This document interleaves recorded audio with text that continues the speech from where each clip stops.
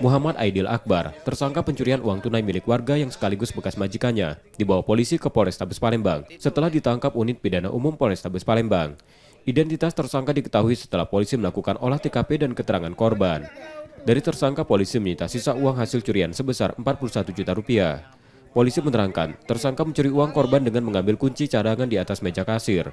Korban melakukan pencurian setelah dipecat korban 1 bulan lalu.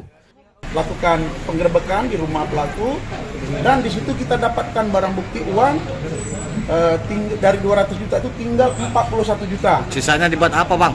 Nah, jadi dari keterangan pelaku ini setelah kita lakukan interogasi, jadi uang digunakan pertama oleh pelaku untuk nyabu 1 juta, kemudian untuk membayar utang 2 juta dan yang lainnya untuk bermain slot. Karena perbuatannya tersebut, tersangka terancam hukuman 5 tahun penjara. Yudi Kiswanto, Kompas TV, Palembang, Sumatera Selatan.